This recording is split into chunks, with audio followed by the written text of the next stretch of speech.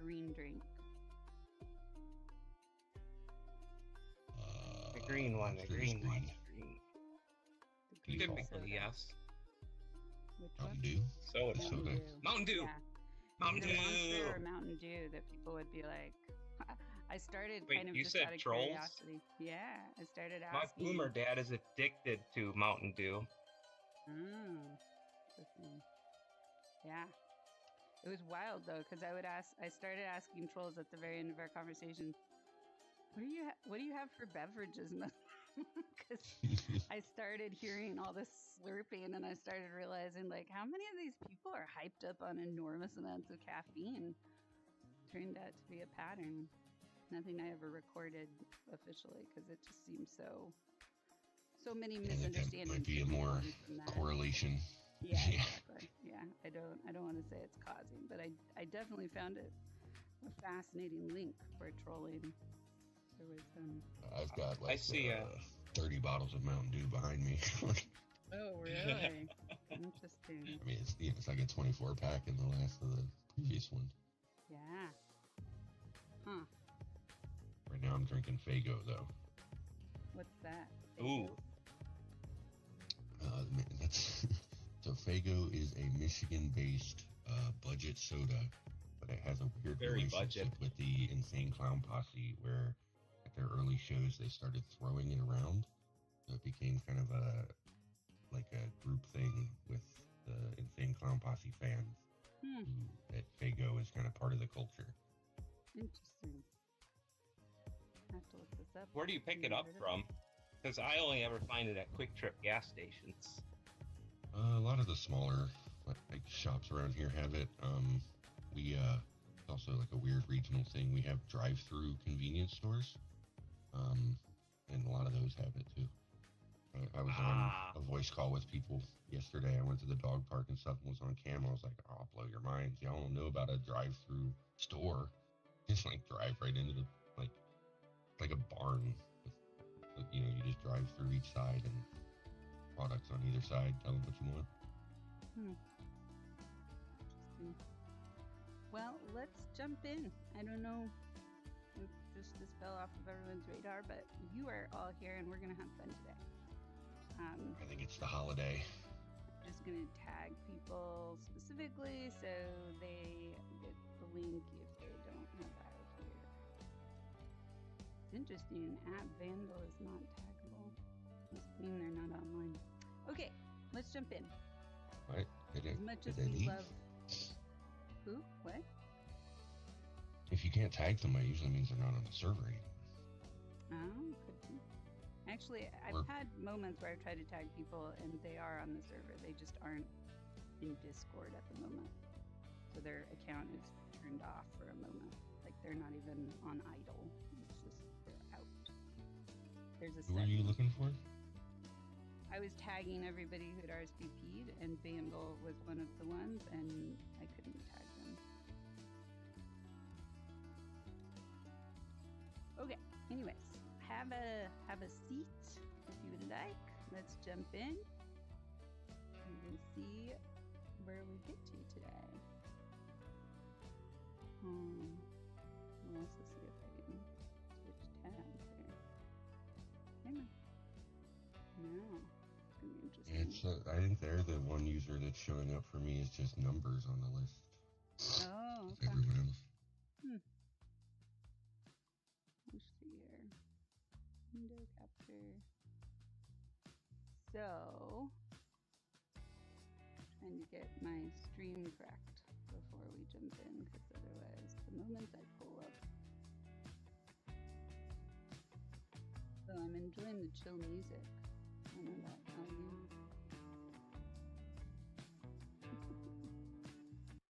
Okay, here we go. So, welcome everybody. Yay. You can use emojis to participate and also speak up because we don't have a ton of people here today. Although I will say Lau's wings make us look like we're full theater. Well done, Lau. Yeah, so what we're doing today is we're going to go through the normal stuff, which is where we're going to talk about our updates, like what is the state of the bridge, how are we doing, and we're going to talk about some events, celebrations, and then we're going to talk about, well, actually, we're not going to talk about gifts or BridgeMakers library resources because we did that last time. Weird. Am I on the wrong page? Interesting. I'm like, this is the old one. Why is it saying that? Huh. Maybe I just didn't update that part. Let's keep going. This is one of those things where you have 1,000 tabs and then you have to, okay, this was it. Except it didn't work because it was static for longer than 3 seconds. It's just about to start. Yeah. Okay. You're going to have to refresh for that page because it idled. Hey, KT's here. Welcome, KT. Hey. Hey. Okay. Sorry, All I'm late. right, we're on state of the bridge. If you don't see that, hit reload. Yeah, exactly. We really need to get this part updated so it works better because this is just too much. So, state of the bridge. We're going to talk about our social media team, our maybe funnel, and celebrations, and then we're going to talk about RSVPs and civil discourse and do our workshop. That is our plan of events. And we're going to see if my clicker will work. It will not, so I will have to do it manually. Okay, can you all see that? Yeah. Social media team? Gross. Yay! So this is just celebrating that BridgeMakers is getting more of a front-facing presence. And so we are on Blue Sky, we are on LinkedIn, we're on YouTube, and we're on Reddit. And we have a team that is now meeting weekly to figure out what to do with all these outlets and how to build audiences through them. People who want to keep up to date with BridgeMakers. Yeah. And we're growing. I think the fastest we're growing is on Blue Sky. So when we post things there, people will usually share them with their groups, and it's turning into somewhat of a deal, which I love. Okay, here we go. So next, so this is just kind of announcements, letting everyone know what's going on. We have our maybe funnel that the page is not refreshing, so you need to come over here and click reload. You need like a little dancing guy graphic on every Oh, that's page. a good idea, to have something moving so that it doesn't time out. Okay. I'll have Carl dancing. We'll put you in front of a green screen, and then you can do your clown dance off to the side. Yay. Okay, so we have a maybe funnel. Some of you might not. George, did you go through the maybe funnel? I'm trying to remember. Yeah. Yeah. Remember, I sent the message for that one. I don't know what the maybe funnel is, so That's maybe true. I did. Where I sent you those questions. Yeah, you got these questions up. But you might not have refreshed. So if you did, go ahead. But yeah, so the maybe funnel. I see the question. Oh, So good. I'm good. The maybe funnel is where now, instead of just automatically being able to join BridgeMakers, everybody has to answer at least one of these questions. And right now, the way we have it is they have to apply to be a part of BridgeMakers, then they have to start a ticket, then they have to answer a question, and then they're in. But the ticket doesn't get closed until they actually join at least one event. What we're finding is people are more frequently introducing themselves to the wider community, which is getting some immediate contact, and they're coming to events quicker. So far, we're having some good success with this. But if you do refer people, give them a heads up. It might take them a couple days to get into the Discord. They can still join on you in events if you prepare them and you believe they're a good fit. You can still invite them to BridgeMakers events. And you can also direct message any of the helper choose or me to let us know if you're trying to get somebody in quicker. And so we'll make sure to prioritize their ticket. But yeah. And for those of you who came in a little later, you're welcome to use emojis to participate. But also, if you don't have any emojis to use, that's okay too. Let's see here. Next slide. If anybody, oh, no, you got to refresh again. We're going to all run over there every time, including me. This wasn't like this back in the beginning, but now it is. So I don't know what happened. Okay. Last couple months. Yeah. So we have, this is our transitions page. We show this every month. And this is just talking about, like, you know, everybody likes to celebrate people who come in early when they first arrive. People like to really laud that and make it a big parade, but people don't always acknowledge that roles shift. People move in, people move away, people move adjacent. Normally, we usually have at least one new helper per month. We don't have any this month, and we're still troubleshooting what's going on with that. We also have Scott. Scott has just started his walkabout, which is a month-long break between being a helper 1 and being a helper 2, where you get to just kind of float in the pool of maybes, which also adjacent to this, I don't have a slide for it, but Blurdette, who is one of our core advisors, is actually going to be experimenting with and supporting the maybe pool to actually, like, hopefully make it that really fun place you want to get to by being a helper for a few months. So she's going to take that on hopefully in the next few weeks and start engaging and maybe even doing an event cycle, a hangout, something like that. I mean the Memby pool. Yes. What did I say? Maybe. Oh, did I say maybe? Oops. Yeah, so maybes are what happens before you are a newbie. And if you'll allow me to pick on you a little bit here, George. George is a newbie. You are a newbie until you move into becoming a helper.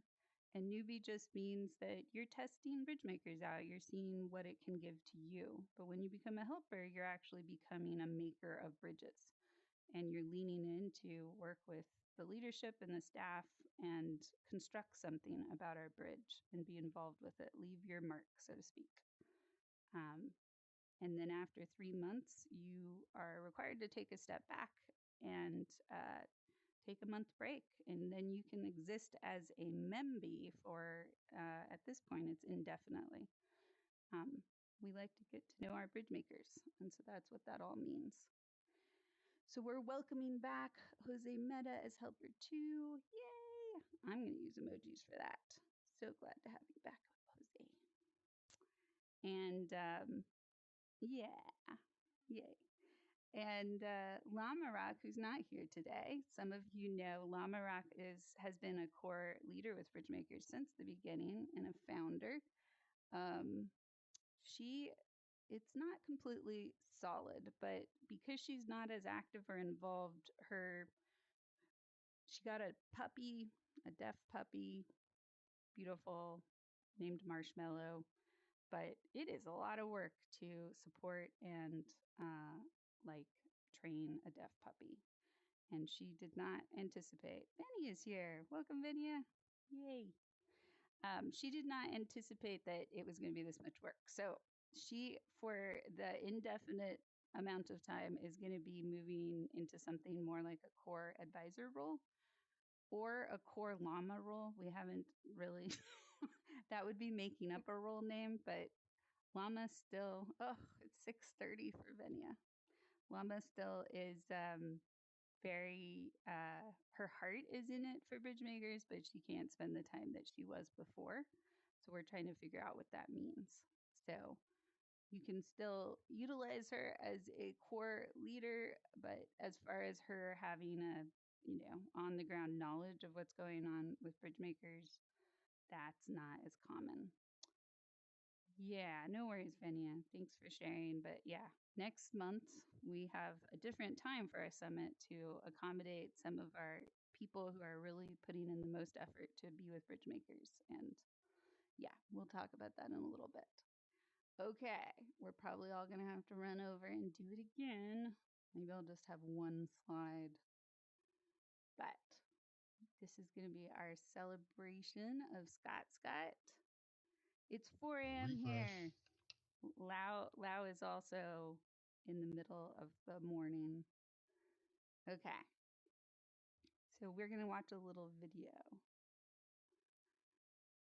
Here we go. This is to celebrate Scott.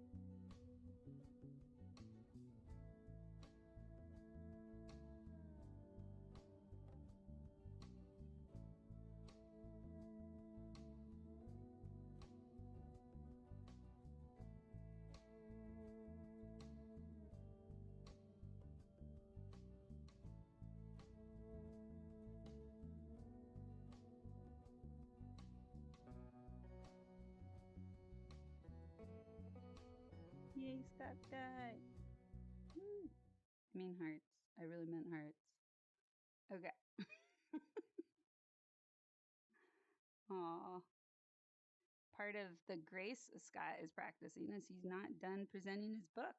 And we agreed from the beginning that he was going to do it for one half of the book, which is the first 10 chapters, and then we would move to the Helper 2 cycle if you wanted to continue. So we're practicing that even though it's slightly painful to pause in the middle of it. Okay, so now we're going to look at, this is an edge. So when I say edges for BridgeMakers, what I mean is these are the places where it's vulnerable, it's uncomfortable, but it's also like growth. It's the part of ourselves, if you can see this yellow slide, that just we can recognize there's changes. So if you've been here for other months, we usually have a whole page of events. Right now we're down to just a few events, and after this week, the music hop will be over indefinitely. So we're going to be down to our games and chat, led by Jay at Friday afternoons, our community builder meetup, and our Sundays street epistemology with a new time, as you can see. Part of the reduction in events is from somewhat of burnout on my end, but also partly because we have less traffic in BridgeMakers right now. And so there's just a lot of events that kind of we end up scrambling to get people there, and that's not fun for anybody. So we're reducing our events and focusing more on building infrastructure and tweaking our funnel so that we can find the right flow with onboarding new people and also getting help supporting that. Any questions on this one? This can feel a little like, whoa, where'd all the events go? No? Okay. I'll keep going. So next we're going to, and this is why we're really glad Venia came. So Venia, would you like to tell us more about civil discourse and what's going on with that? The stage is yours. Hi, hello. I totally forgot I wasn't muted anyway. I hope no one already heard my keyboard at all. Nope. For those who are new, we have been experimenting with and working on a series of formal courses. As you know, the idea for BridgeMakers is to take what has been learned so far by all of you and convert that into a formal way of teaching all of you. So we've been thinking about how we want to do that, e-courses or workshops, etc. And one of our first tests was for me to put together a workshop specifically on civil discourse, which is basically the idea of how we have tough problems. So we've had 3 of those sessions. We had planned it for my convenience effectively for those sessions to occur once per month. And we had a plan to have a series of events that would be developed over the course of 6 months, culminating in participants in the workshop course running an event in VR chat to actually go about your facilitation process. Now, we've had a little bit of feedback because the actual courses themselves have not been regularly attended, which is totally fine and totally okay. So we submitted a little bit of a quick survey, and that survey has essentially given us 3 major things that change that workshop. So first and foremost, the once per month plan with the event in the process is just a little bit too much because BridgeMakers changes a lot, right? The course that we have had since we started BridgeMakers, like, 6 months ago? Yeah. The courses that we had developed are just too far away. So we've made it into a 6-week course with 4 lectures, 2 full-on workshop times, and then we actually have a certification that we have been working on specifically for civil discourse. You'll know that we have a street epistemology session that we run once per week. That street epistemology session is going to be the only thing that you need to do in order to receive your paper certification, which is really great because it means that there's no difficulty or homework situation beyond just attending regular BridgeMakers events. However, the big thing that we are changing, right? Because civil discourse occurring in 2 weeks is a little bit, or occurring in 6 weeks, I apologize, is going to be a little bit strenuous for the certification, and you still have a practicum to do afterward, right? We want you to be able to actually practice those skills. So, in addition to the certification, at the end of 6 weeks, you'll get your certificate, you'll be certified as a facilitator. We have also created a practicum side, a badge system, where you'll actually receive a badge useful for you, right? Now, that badge can be embedded into a website, it could be placed on LinkedIn, and you have a certification that says you're a facilitator. But if you do an event after that at any point in time that uses your facilitation process, you can also get access to this specific perk.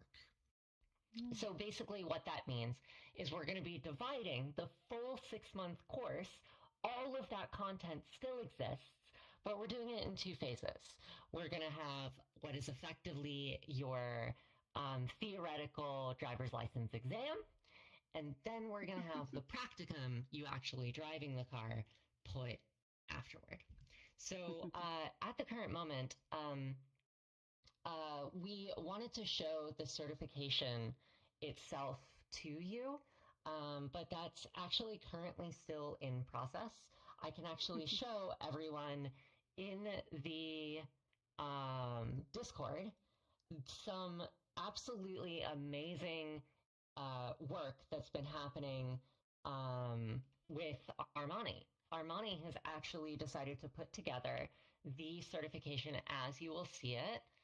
This is a draft as it stands, and I'm going to go ahead and paste that into your general chat right now. Then I'll follow that up once we finish up Leadership Summit. I will follow that up with full information about it so that you can look into that information. Now, I also have to kind of give you that gaming thing where we want to make sure that you all have the ability to attend. I, myself, being in Australia, do struggle a little bit with that. So we are going to be a bit fluid on timing. That means that I do not currently have a date for you. We're going to be figuring out that date together. So I hope that works for you, and I hope that this is a good direction for us to be moving the workshop phases. Yeah, I hope that's helpful. Thank you, Venia. Yay! So actually, I don't know if you can see the slide behind you, but we do have the certificate actually on the screen there. Oh, perfect. Yeah. So we'll keep it there for now. We're actually, as some of you might be able to see, we're working on a rebrand of BridgeMakers as a logo. There's been a handful of feedback that people think that the current logo looks too AI created.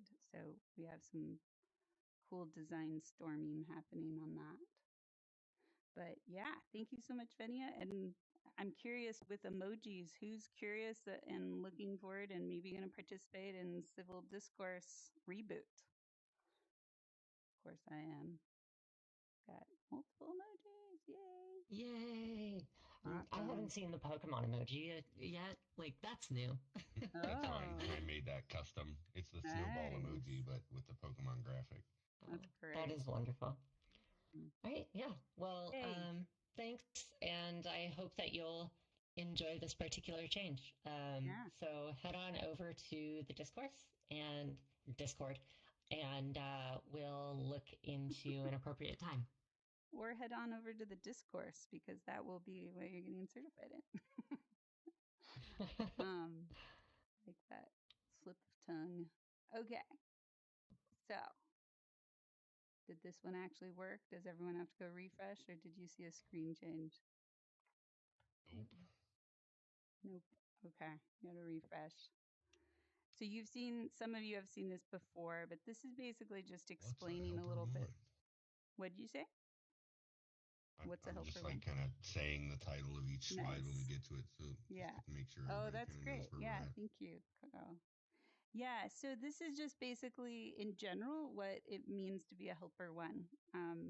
It's kind of a way to get involved without having to get married, so to speak. It's a time to just get to know each other better and lean in and offer some support for what BridgeMakers is giving to you by giving back and being present and working on some kind of project.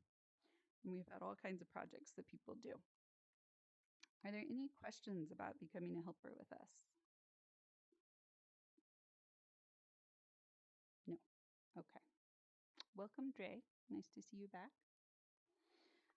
All right. We are getting through our slides fast today. I like it. All right. Next slide. Make a difference, connect with others. And for those of you who may have just arrived, if you don't see the make a difference slide, you can come over and click reload. There's a new-ish glitch with this theater and this software that is not working to refresh when I change slides, unless it's animated. So this next one should actually load okay. But this is how to become a helper. You just go to the Discord, look for Become a Helper, and request to become one. And for those of you who will come to me afterwards, because this happens almost every time, and says, I like the idea, but I just don't have time. Understand that if you attend a couple BridgeMakers events per week, that might fulfill that 2-hour cycle. There is a request and requirement to show up at a helpers meetup once a week.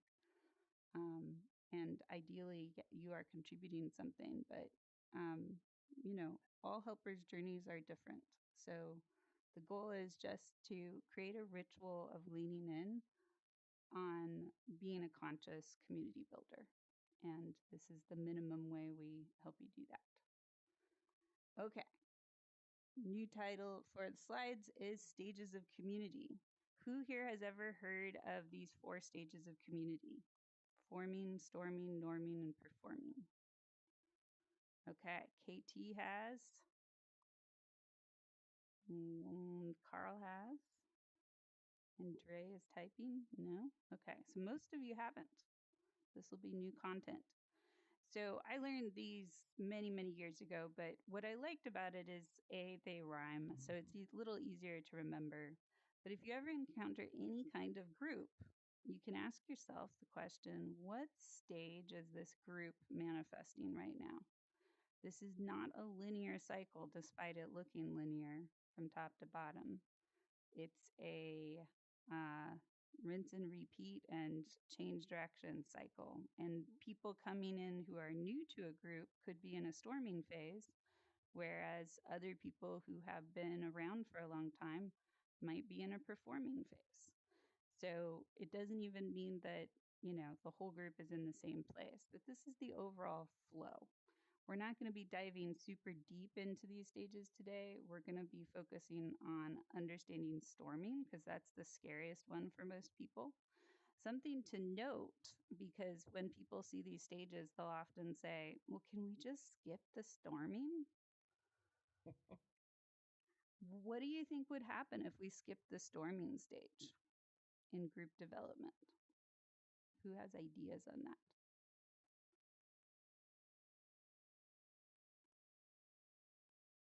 Yeah, KT. You wouldn't surface differences in perspectives. Mm-hmm. Yeah. Has anybody heard of the concept of group think before? Yep. Yeah. What's group think? I saw you nodding, George. What is group think? I've heard of it. I'm going to have to make up my understanding of it on the Go. fly. Go. It's people kind of recognizing the norms, and probably looking to the leadership and sort of aligning on that based on whatever cues and norms they could recognize in the group. That's interesting. And So patterns. So you're saying they are conforming to what the leader wants. That's what group means. Not necessarily just the leader, more so wherever the most influential patterns Power is. are That's being an interesting point. recognized from. Yeah. There could Yeah, be like and to be honest, I kind of made that up, but I have heard of groupthink, and that's my understanding of it. It's an interesting version of it because I had never quite thought about it like there could be a much more powerful force inside the group that isn't the official leader, and everybody is group thinking towards them. And so Vinia is typing something, and KT has a hand up. Groupthink is deeply tied to a concept called power distance. Ooh, Vinia always adds something more interesting than I've ever seen. Okay, often individuals with power will go less challenged. Yeah, that's interesting. Sometimes I think of. Was that my hand she saw? Yeah, We KT both had a hand. Okay, both of us then. You did first. As that challenge continues over time to grow, more difficult challenges emerge. I appreciate that Benny is typing out the definition here. The leader becomes more vocal in the room. I see. So as the storm grows, the leader rises up and is like, you must. People adapt. Okay, so we've got another written thing back here I don't want to miss. People adapting to the microbial organism soup of social groups. That's interesting. I like that, Dre. Followers often presume that leadership is more correct. That creates groupthink. Yes. So there's kind of a bias of sorts when we think about the pyramid of organizations and whatever, where we think, well, the leader is above us all. So that must mean they know more than us. And when a group has a lot of pressure and stress and has not learned how to storm together and disagree with each other, they will conform to survive. The spiral of silence. Ooh, that feels like a movie in VR chat. The spiral of silence. A larger process that causes some to stop talking. Yeah, I like that. Spiral of silence. It's kind of romanticized. Thank you. KT, you had your hand up. What was your reflection on what groupthink is? My main diagnostic for whether groupthink is happening is how much external viewpoints and dissenting information is deliberately excluded, either explicitly or implicitly. It's forbidden to have a different viewpoint or a different set of facts. Yeah, really well put. I love that. So basically, there's norms. We've talked about this before, but we're going to refresh on this. There's norms, there's guidelines, and there's rules. And norms are what happen whether we're talking about them or not.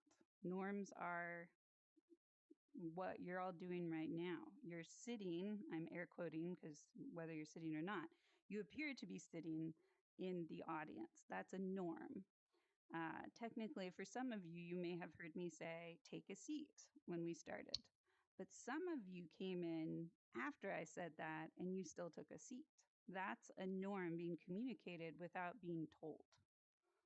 So norms, we pick up on norms whether we're tracking it consciously or not. You've been in other theater rooms, you know that unless you're going to come up here and dance, the norm is to sit, right?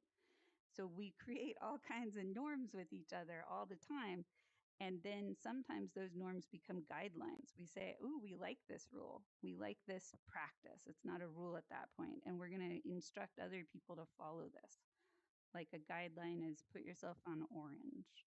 We often will say to do that in here because it can be awkward for people to come in the middle of a meeting and not be oriented, especially in a space like this.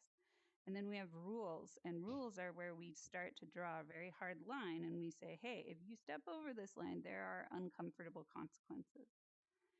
And so when people are in survival mode in a group setting, things start to just become rules. And the guidelines and the norms stop getting discussed as much, and they become these, we all know we're not supposed to speak out or bring challenges or be disruptive or whatever.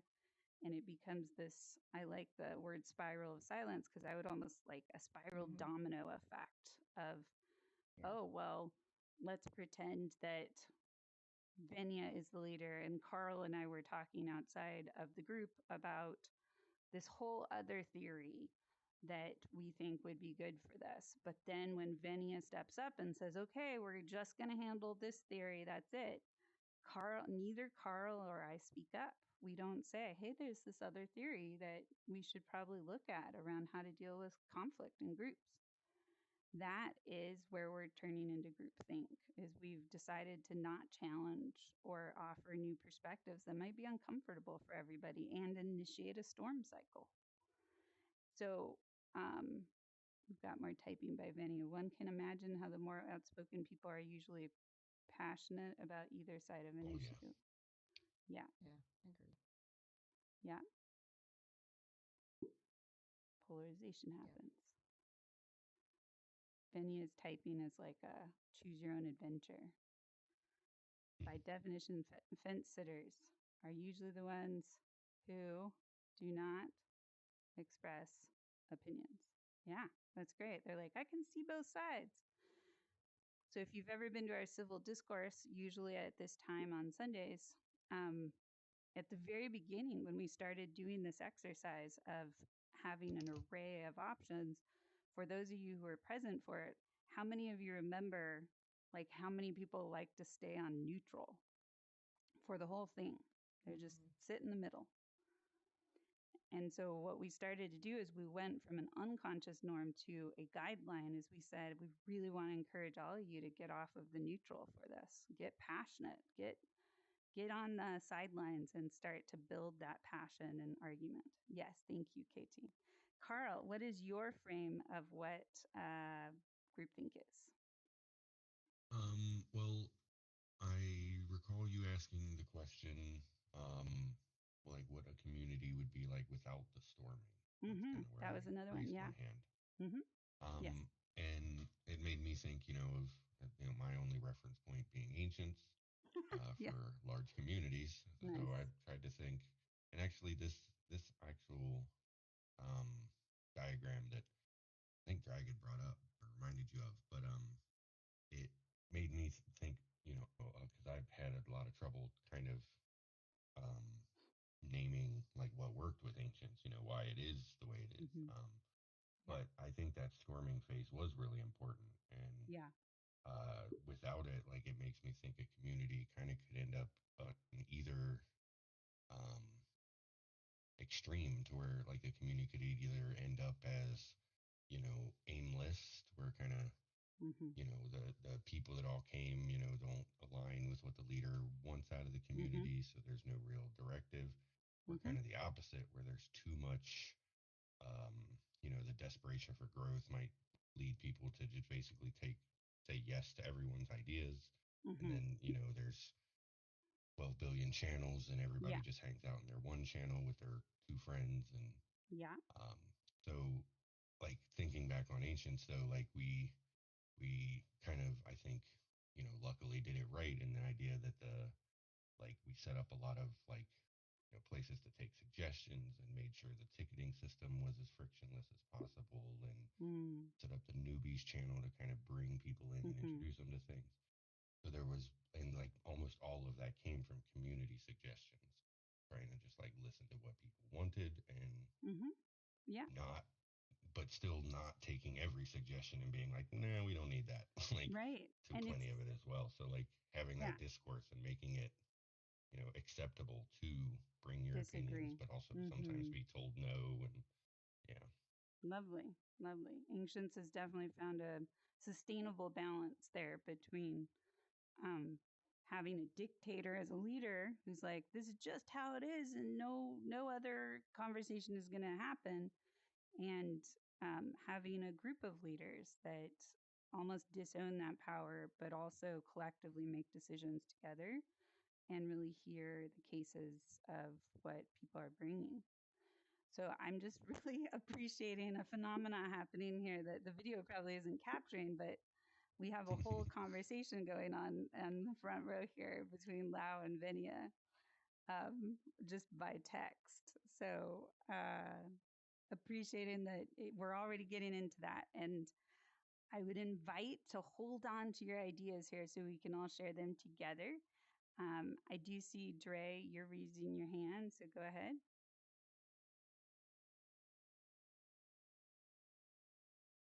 Oh, here we go. We had a copy paste. Groupthink often feels like a microbial soup of social organisms constantly forming, storming, norming, performing in a whirl of motion. Wow, that's kind of poetic. In a whirl of motion that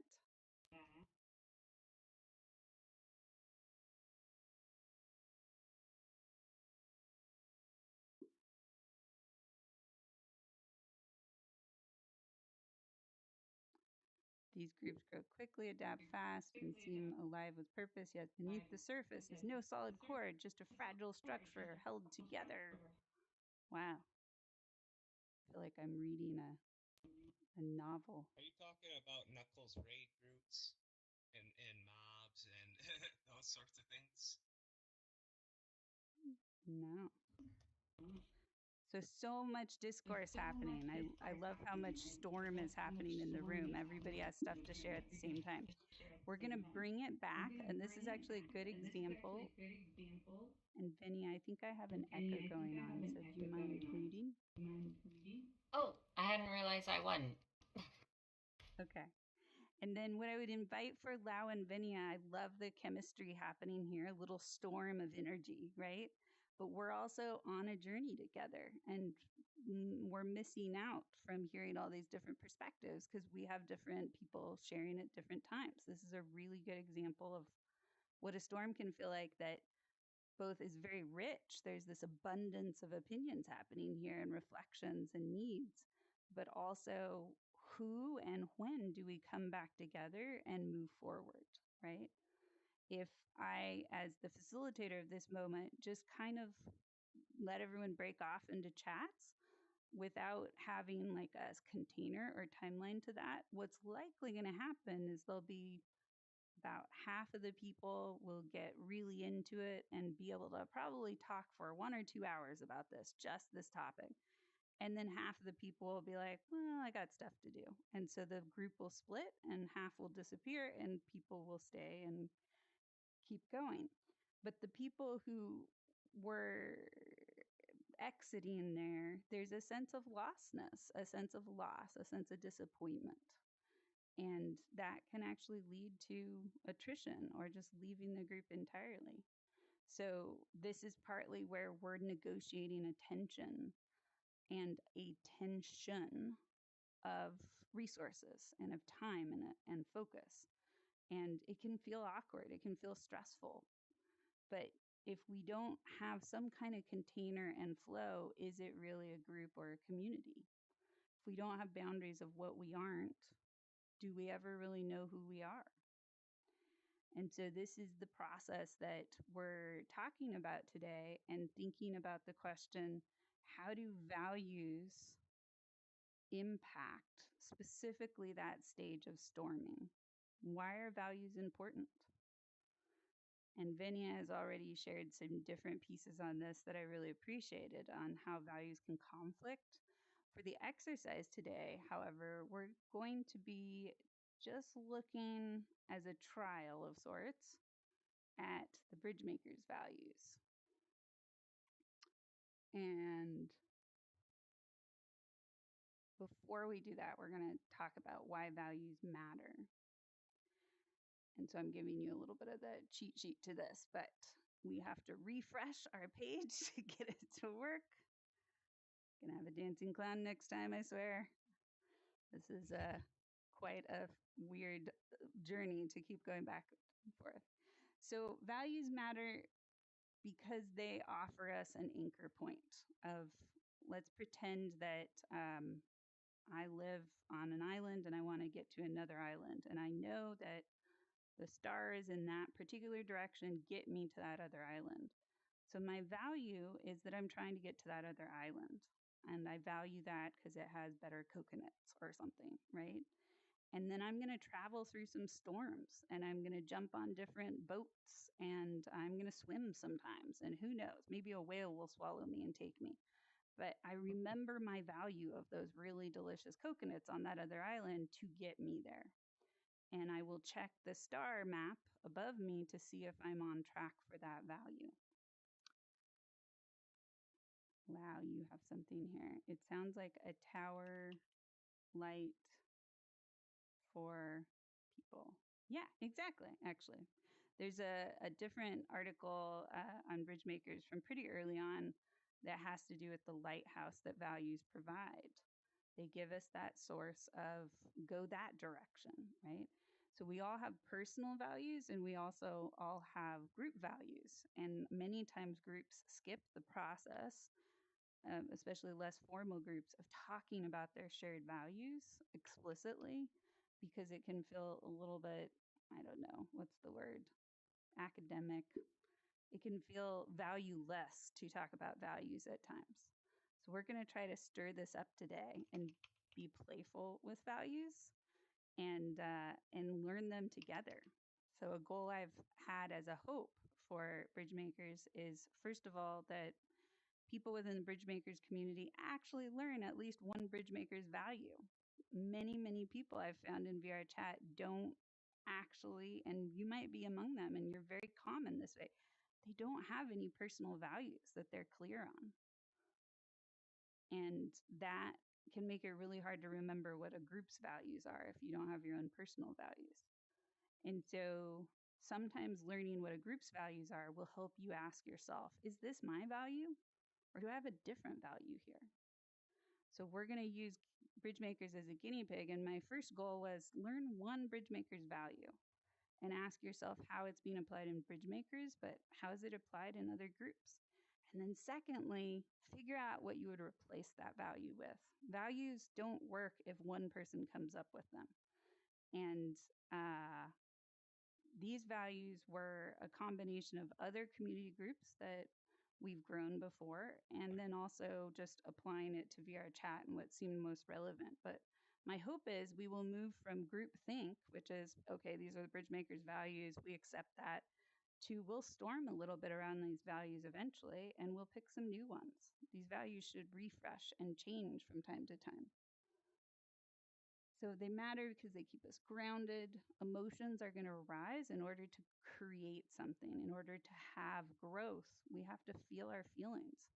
Feelings encode our reality for us. If we don't feel the hard feelings, we blank out on all the hard moments and we don't learn from them and we repeat them. And if we don't feel the hard feelings, we can't feel the happy feelings, the positive feelings. So the feelings together, even though they conflict, are really, really important. And values help us build trust. Let's pretend that we have different boats and we're all trying to get to that cool island with coconuts. Trust would be that we anchor to each other, we rope together, we row together, we rest together, and we move together. And values humanize conflict. So they keep us remembering not just that we're people, but that like conflict is a really important part about being alive. And often we don't register that something is conflicting until it's about to break. So we remember conflict with real fear because we know, oh no, when I thought that's conflict, really bad things happened after that. But if we're recognizing our values earlier, maybe conflict doesn't have to lead to breaking. Any other ideas on why values matter?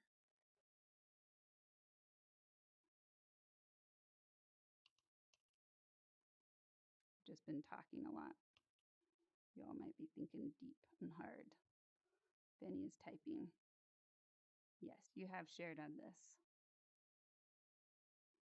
You elaborate on exactly this. Yes. Venya does a deep dive into values that I very much value. Yeah, they're supposed to conflict. So before we go to the BridgeMakers values, does anybody want to just put out what you think one of your values is?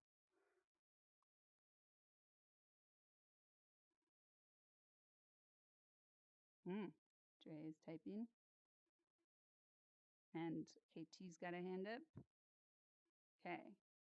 Yes, Venya is bringing out, yes, that values conflict. So Venya's example is freedom and anonymity, right? We want to be free or we want to be anonymous. Yeah. So much good thoughts being produced here.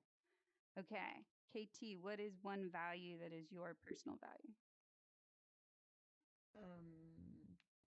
I actually wanted to share on something a little before that, but I would say to be authentic is a value that is challenging me, that I want to accomplish. Lovely. But what I wanted to say in general briefly about values is that they provide both passion and boundaries. Yes.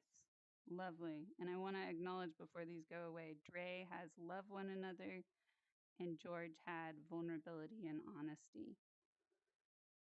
And so, yeah, they can help us bloom quite literally. Like, there are trees that when the fires come, that is the only time their little pine cones will like express themselves and give the seeds back to the earth. So values are what we hold on to, and we believe with faith, this value is going to make me grow through this hard moment. And when we know our group values, then we can hold on to those even when we're storming and we're having some emotional tension and we're feeling exhausted with each other, etc. Because we value the process of making a better product. And I don't have a slide on this here. I have it in another presentation, but there's a whole book on this. And one of the things they found is that groups that skip storming produce terrible products. They will actually like produce products that will do harm and will sometimes kill the group itself, basically. And what you'll see in organizations is they sell a product and they say, look, we have this cool, innovative product. And then investors come in and they're like, great, but I want my money back quicker. So the group goes faster and faster. And as they go faster and faster, they storm less and less. And then they have burnout. People fall away, they get fired. That's another way to burn out. And then the products start to degrade and lose their audience, lose their base. And then the company goes under with the next big wave that comes. So this happens all the time.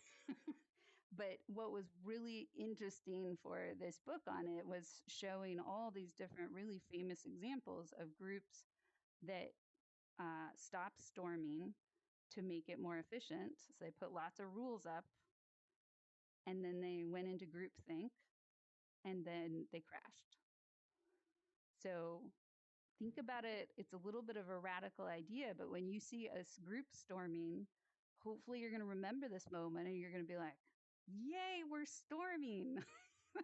Try saying that in the middle of a storm. It will irritate everybody royally, but you might have one person who's curious and says, what do you mean? What are you talking about?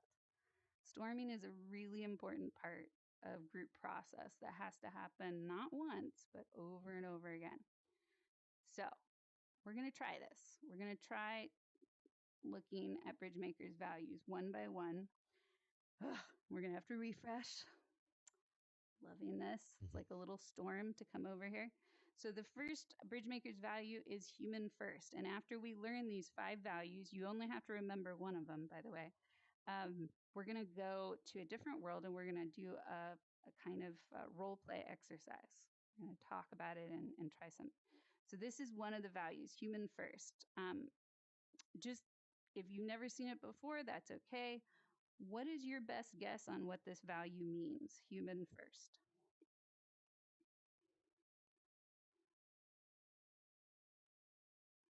Carl. Yeah, that's like my the milk of human kindness. Wow. Yeah, it's a Fallout video game reference. Oh, okay. Which probably is a reference itself to something else, but yeah. Wow. The like I said in the one promo, okay, it's a Shakespearean, that makes sense. Nice.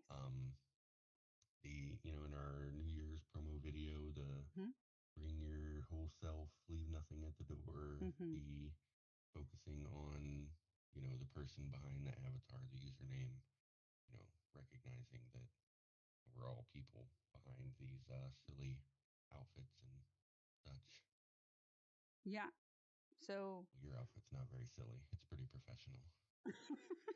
Until we do the exercise. So what is a conflicting value to human first? This is a bonus question before we keep going. What's a conflicting value to this? Human last. Human last?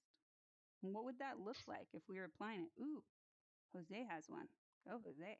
What's a conflicting value to Animal human first? Animal first, said the sloth with great enthusiasm. It could be. That's interesting. Yep. KT, you had an idea? Oh, yeah, I'll put that on PETA. Group first. Group first. We're getting closer. That's great. And then Vinia is echoing this and this. Human first versus organizational structure, right? Guess where that shows up? Religion. Religion has a lot of this. Organizational, me first. That's a good one, Dre. Interesting, lovely. So organizational versus individual, right? Human, yeah, George has got one, raising hand enthusiastically. I think Grave is saying me first, and I think you see that in a lot of streamer promotion-orientated communities where the streamer promoter is trying to create a sort of cult of personality, and that can leave a lot of members. That's it, right? So it's taken me some time to recover from my own burns with interacting with influencers. However, I have recognized, and in previous summits we've talked about this, influencing is a type of leadership. It is a top-down type of leadership that is more about growing an audience of consumers than it is about growing a community. And Vinny is typing, there's a lot of research on the I versus we cultural difference between East and West. Yes. So we have collectivism and individualism. And so I believe that human first is actually a bridge between those two things, right? Individualism is me first, and then collectivism is us first. And so how do we find the middle when we have such an international group coming to BridgeMakers? It's human first. Now, I would also note that in VR chat specifically, I hear a phrase often used by community leaders more than anybody called meat sack. Has anybody heard this before? Meat sack. Yeah. That there's a value of almost technology first in here, and seeing our bodies, our animal creature bodies, as just a bag of meat. I can understand how that idea would grow in our awareness, because there's something so safe and comfortable and fantastical about being connected to each other across the world in this place. Meat sack feels like, yeah, that's the old model. This is the new model. How do I just download here? I can understand that appeal. Okay. Yeah. But I also think that to not grow suffering in our physical reality, we've got to be really respectful of those meat sacks and recognize that they have people that want to hug those meat sacks and dance with those meat sacks and do things with those meat sacks, and they are missing out on us when we're in here. And so human first is what we applied, and you can read an article just released today for Llama Rock, who was our core leader, our other core leader. It's something I really had to hold on to, and more like creature first is how I would have to say it, because Llama is prioritizing a dog, and that feels painful to my burned out leadership identity. However, the reality is this creature is bringing her so much joy, and she is developing as a leader with this dog. She's actually applying more concepts of leadership with the dog than I've seen her apply almost anywhere else. So awesome. She is in her development journey, and holding a human first frame made allowances for that shift, where now we have to figure out what space she's leaving behind here a little bit and take up that space or close it. So that is an exploration of human first. The next one you would see on here, if the screen wasn't frozen, is kindness. I'm just going to refresh it here so we can all stare at that word. I like that Dre brought in kindness along with the human first idea, the milk of human kindness. So what does kindness mean, and what would be a counteracting value to kindness?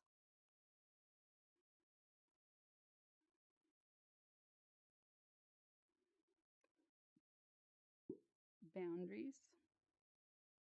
Interesting. That's your counteracting, or kindness is boundaries. Robotic. Ooh, that's a good one. There's a difference between nice and being kind. That's right. Yeah, I appreciate that, Vinny. We talk about, I think of all of our values, I think we talk about kindness the most frequently in our events. Yeah, robotic, judgmental. I would almost say strategic, or let's see, uncaring. Yeah. KT, you raised your hand. As a counter, indifference or cruelty. Yeah. Can you imagine somebody comes in, they're like, my value is cruelty. I wouldn't put that past some of the people I've met here in VR chat. But, that's all said usually in jest. And yeah, maybe survival to some degree, kindness versus survival, right? That when we're in survival mode, it becomes a me first world, because if I'm not taking care of me, I can't take care of anyone else. I have to be sustainable first to some degree. But I can also get stuck in that loop and stop even being kind to me because I'm not feeling all my feelings connected to a greater community. And now I'm in a tunnel vision, and I don't know when it's okay to be kind to myself or anybody else again.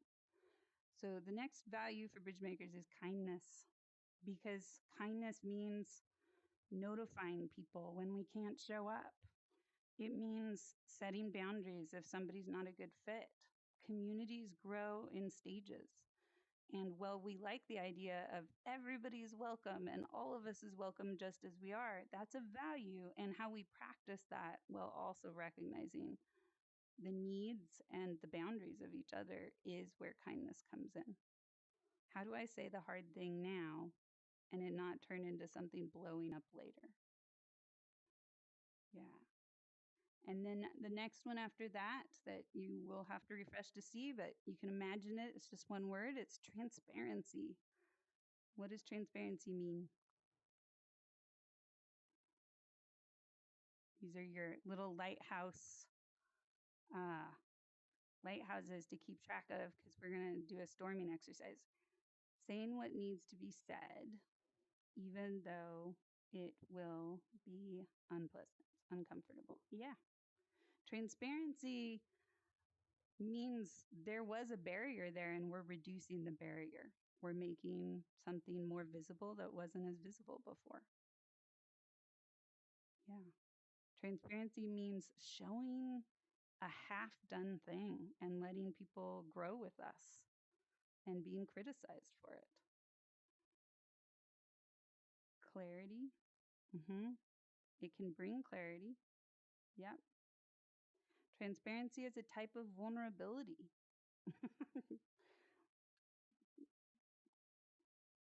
Yeah, cough, Unisoft cough. Unisoft, Ubisoft. Okay. Ubisoft, yeah. Who was very untransparent, I believe, if I remember correctly. Yeah. Yeah, KT. It relates directly, I think, to the earlier thing you said about authenticity, as opposed to not being fake. Yeah. I had a talk with the AI machine the other day, and it said, which I'm still grappling with, but it said, "You are vulnerable to a fault. You are too transparent." And I was like, what? That was a brain twister. But it was challenging me to not explain anything and not track my feelings and just do something super random and not. And I was like, I'm going to have to sit with that for a long, long time. Difference between transparency and porosity. Oh, that's interesting. Yeah. Can we see through it versus can we move through it? Yeah, Carl. Yeah, and I think kind of along the lines of what Vinny is saying there, I see transparency as more, on that level of honesty, like when it comes to motivations and, being clear about what, you desire out of something rather than, just, like your, chat with the AI saying, there is a point where, and you don't do this, but we have had people, throw this idea out in our community where well, just make mod chat visible, just make every channel visible. You don't have anything to hide, right? Yeah. Well, that doesn't have the context that's lacking, right. Yeah. So, but giving that then creates more problems. Whereas if you are that's honest a really about everything that's going on and clear and open, that's a different level. Clear doesn't always mean transparent, right? Transparent can be chaotic. Too many channels. We get that criticism a lot with BridgeMakers, where we're continually troubleshooting that. It makes me drop tears. Ooh, interesting. Yeah, so this value is important. It's a tough one because it's always kind of like a value of off the mark. Am I being too transparent? And then I'm taking up all the space because I'm showing all the complexity of me? Or am I being too guarded? And now people are projecting all kinds of things onto me because they can't actually see the data points that make me up. So it's a continual struggle, that value, how to be transparent enough but not overshare. The next one after that, we've got two more, is stewardship. You can refresh here. And just spoiler alert, when we get to the last one, I'm going to ask you to pick one. You're going to be the archetype of this value when we go to the next world. All right, so stewardship. Let's get one definition for stewardship.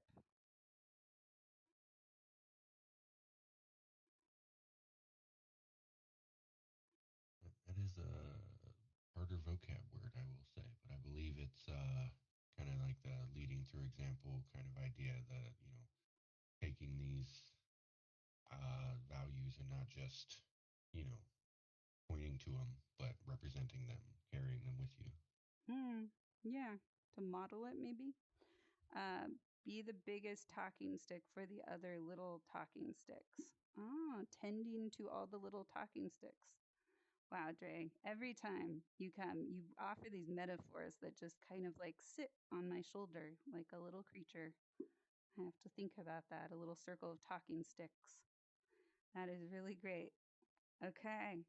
So, the way that I think about stewardship is what happened for me when I learned that there is an indigenous culture. Actually, I think there's several, which is why I didn't memorize the name. But I learned from one of these indigenous cultures that uh, trees in their language means landholder or earth holder. That's the definition of tree for their language. The word it literally translates that. Um, and my aha moment was, what would we have done if that had been our word for trees? Earth holder. You're cutting down an earth holder? We all stand on earth. What are you doing? We would have treated these beings, these living organisms, very differently, I believe, if we didn't call trees trees and we called them earth holders. I believe that trees are stewards of our earth. They are these conduits, these bridges that help the sky and the ground communicate.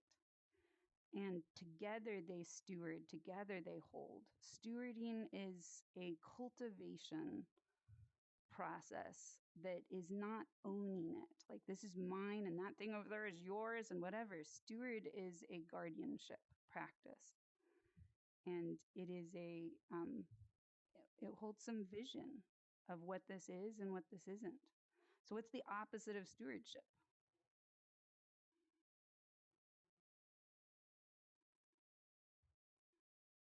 Spendthrift. Say that a little louder, Katie. Spendthrift. Spendthrift. Waste. Interesting. Or con. Dre is saying con. Yeah. Interesting. So many people typing. Everyone's getting infected with typing. Controlled chaos. Interesting. Maybe. Yeah. I would say that, the pyramid, the top down, the like me versus them, that could be how I see the opposite of stewardship. I like all of these answers. And our final one that we're going to look at today is iteration. So, iteration. What is iteration?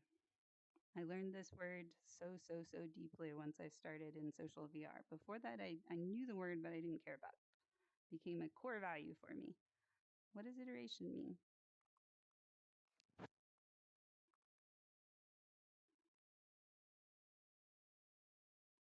Cool. Repeated. Okay. KT's got one. And Jose, I saw your hand. I was going to say repeated, continual, and purposeful change towards something. I feel like there should be an award emoji. That's pretty complete. Yeah. So iteration can include a type of stewardship within it, right? So I think about iteration and I think of a spiral. When we're trying to go from point A to point B, we're not thinking about having to circle back around and go back to A. That just feels silly. But if we curve that line and we make it A, B, C, D, all the way to Z in the center, iteration is recognizing we're going to be at the same point we were before, just slightly adjacent to it as we refine something, as we build it better. And so it's going to look like a repeat, but it's going to have some changes. And what iteration as a value does for me is it allows me to put out good enough but half-baked things that have typos and have glitches and bugs. And I'm kind of hoping, I'm not putting those in there on purpose, but I'm kind of hoping somebody's going to be irritated with something I put out and been like, nah, that's got issues. And I'd be like, really? Tell me more. And then they iterate on it. They show me the better way to do it. And then somebody else is going to come along later and going to be like, oh, that's got issues. Okay, tell me more. And that is often the calling, not just to specific projects, but to leadership, to becoming in the world, to building a sense of integrity, is recognizing iteration. Ubisoft versus MiHuyo. Interesting. I have to look those up. So good, Venia. You always have such concrete, amazing examples of these things. So these are the 5 values of BridgeMakers. What do you think about these? Are we missing any values? Or would you say that we're missing applying any of these values? Knowing what you know about BridgeMakers, where could we grow the most in these values?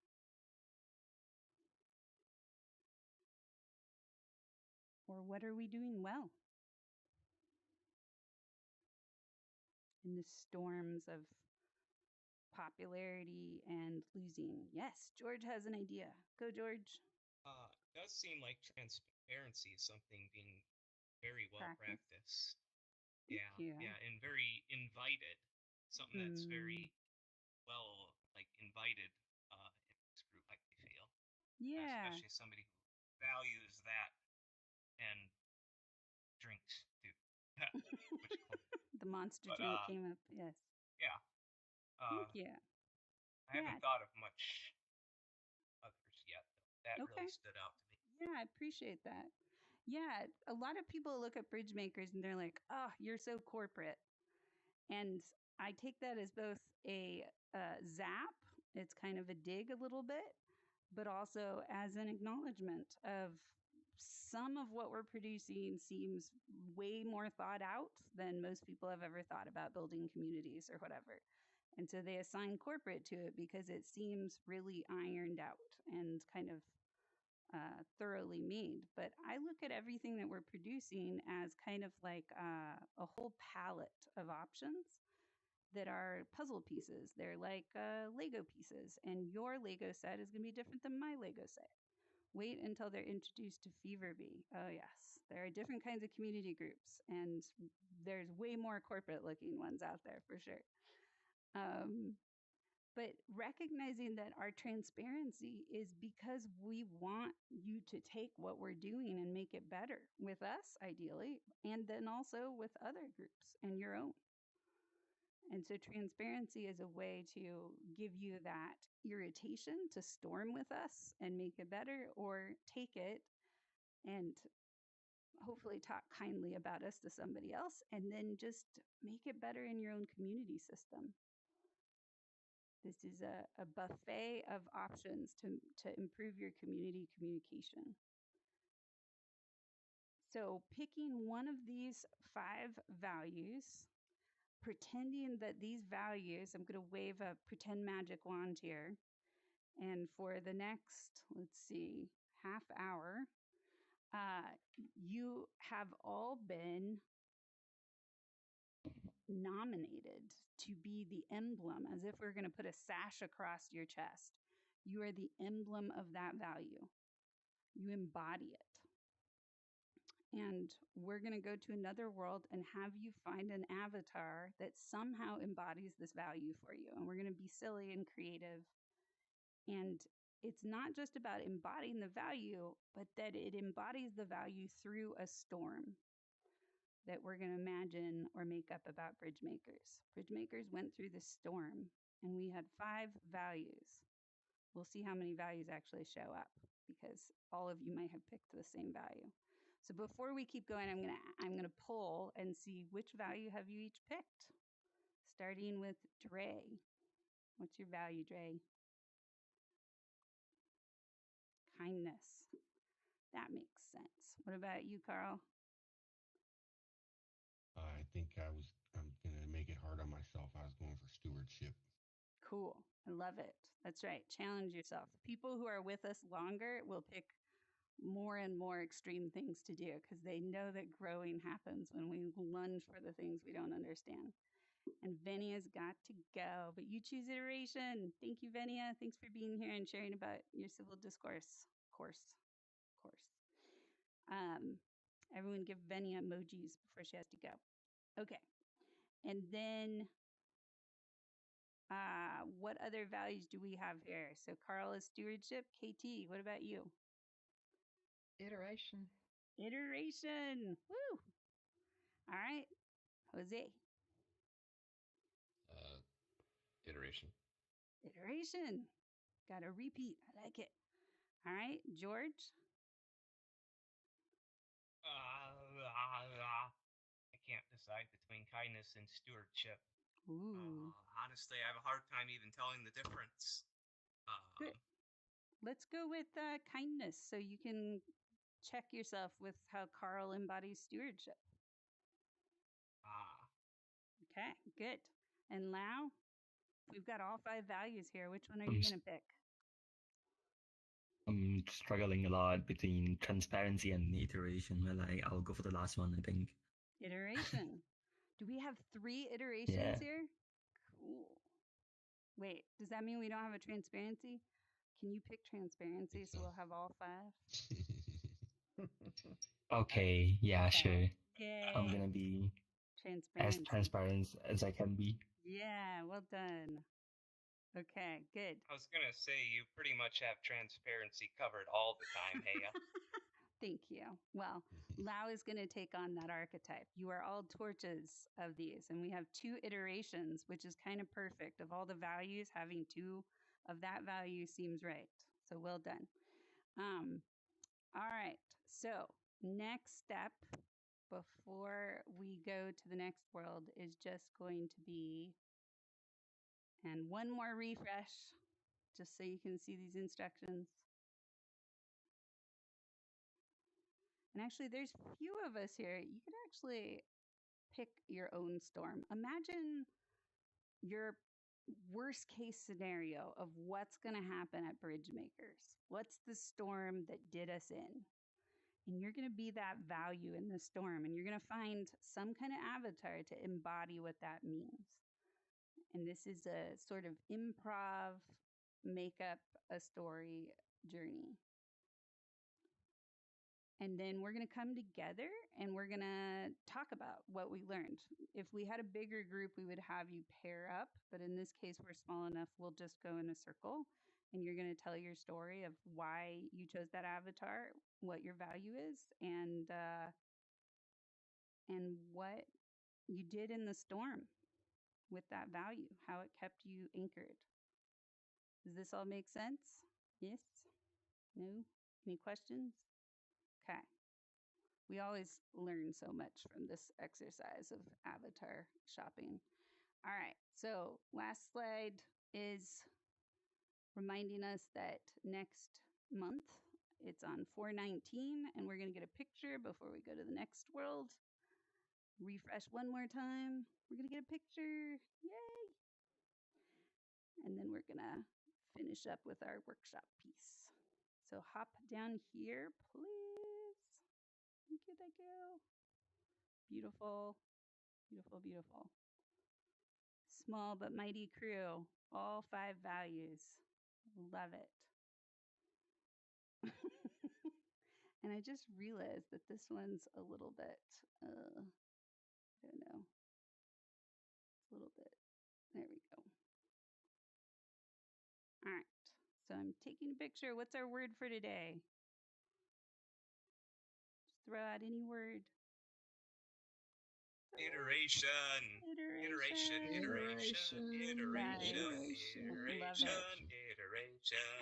I think Jose and KT already won, and we didn't even know we were competing. I got it. Awesome.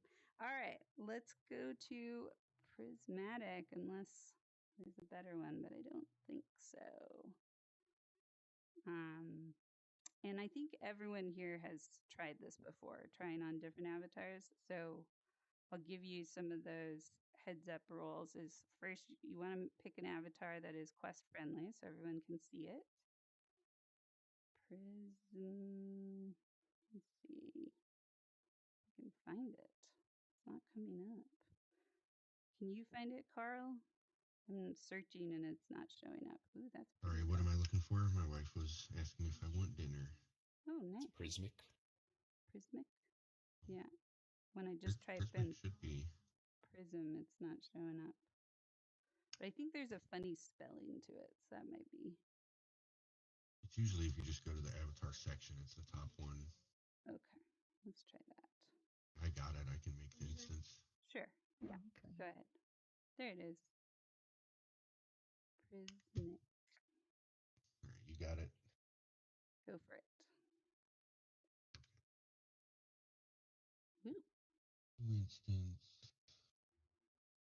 Just group plus is fine.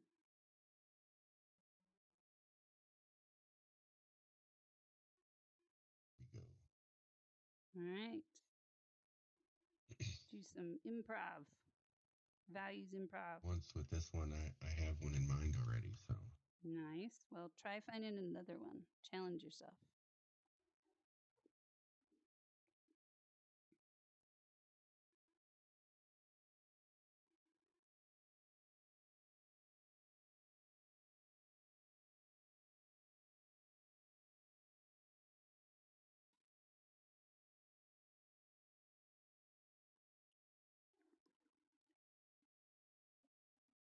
Yay, we're You can here. Set this filter to only show you ones that are compatible with Quest. And what I tend to do with this is I just click random avatar until I can make up a story because I find that more intense and funny for myself. I don't necessarily search, but every couple weeks and just search clown. IRL. What? Why does this exist? And I think it goes without saying, but I'm going to say it anyways. This could be an unconscious norm, so we're going to make it a guideline. Make sure your avatars are safe for work. Avatars that we're going to be in. The first one I try on has a subsection in the options called lewd. Yep. I'm definitely not going to utilize those options, even if we are. Okay. So the random one is challenging for me because sometimes I can feel a lot of feelings when I go random and I see what it chooses. It's really uncomfortable sometimes. And sometimes it just loads forever and nothing comes. So I'm going to choose another one.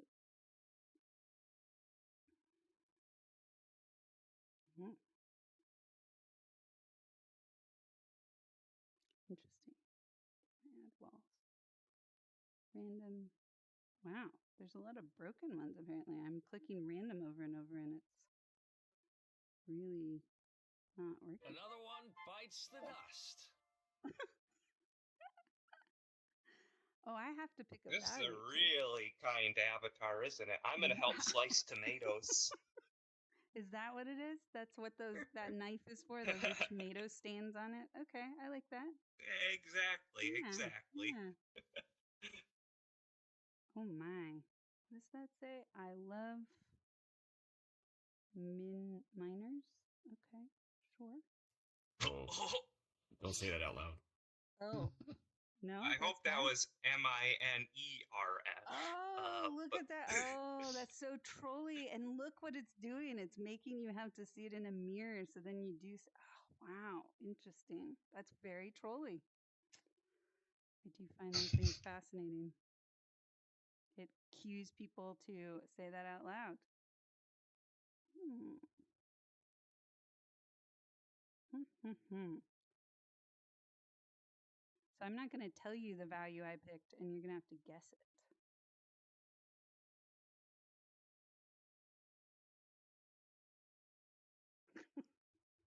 I feel like this is a good embodiment of a burned out leader. Literally. Extra Into literal. get too literal. Been through a few too many storms. Oh my goodness. Okay, so we're going to have a 5-minute limit on this because otherwise we could probably be here for an hour. Just be looking, and as soon as you find one, start thinking, what's the story of this avatar and the value it embodies?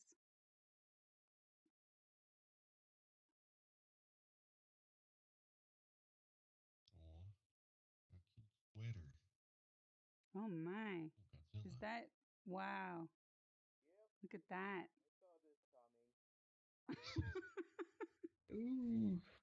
Oh my. Huh.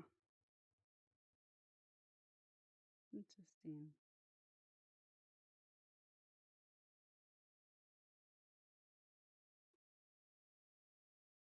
It says demo. I'm probably gonna lock up. Ooh, Yeah.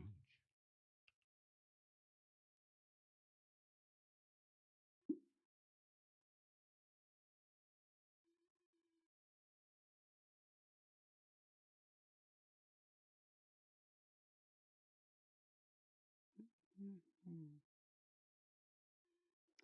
So, as you get close to the end of the 5 minutes, we have about 3 left.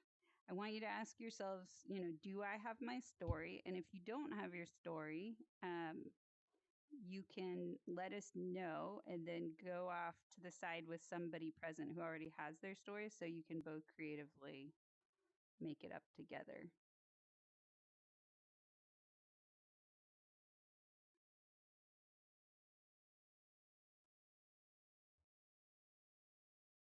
Hmm.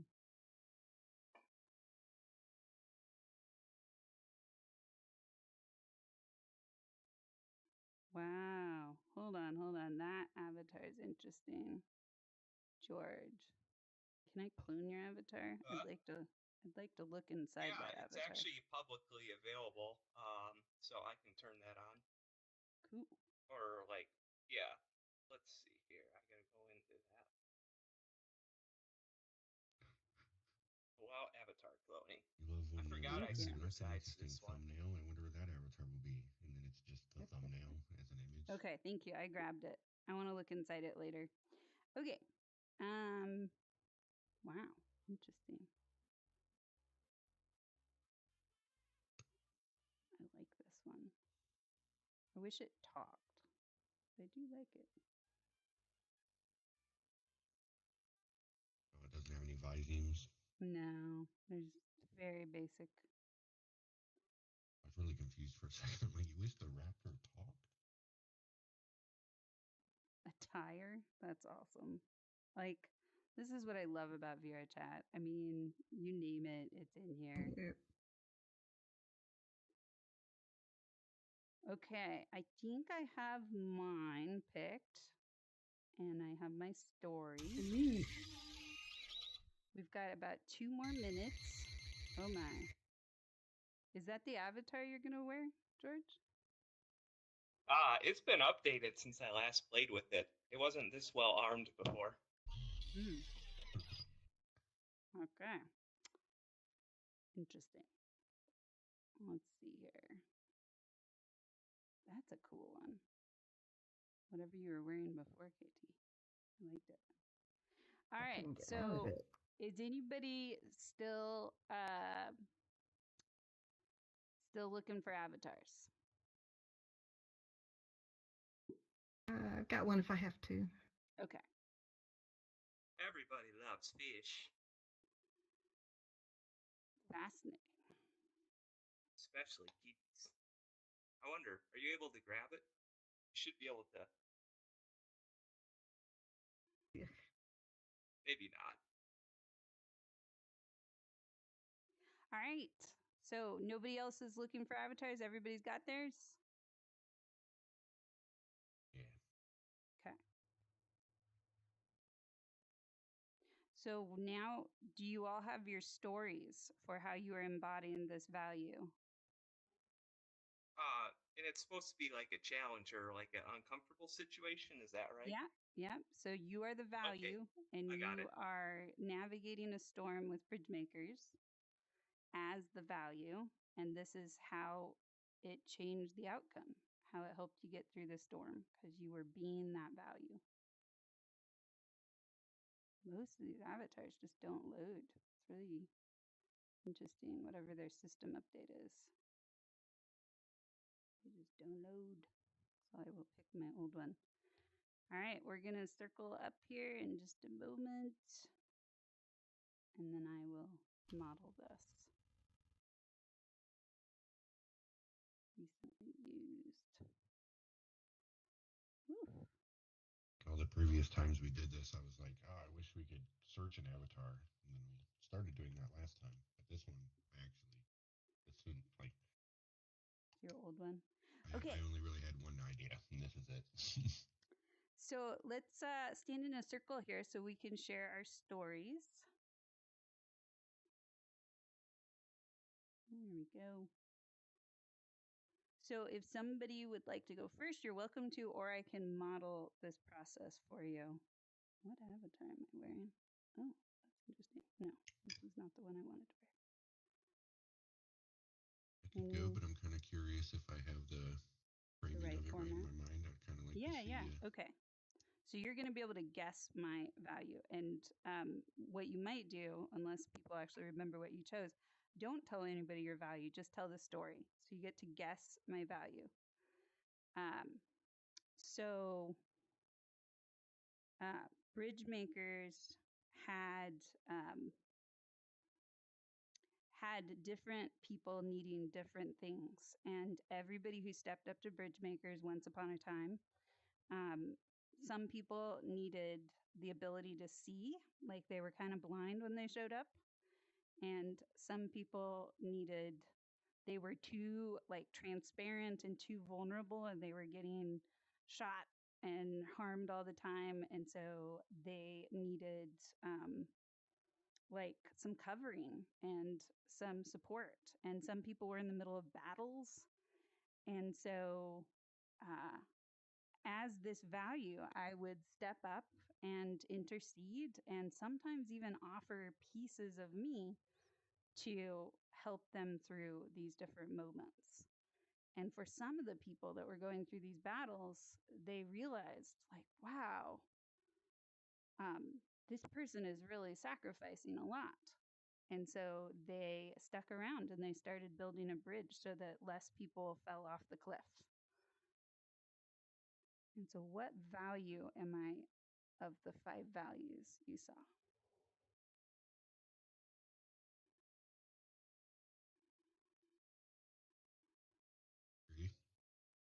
You got one? Kindness.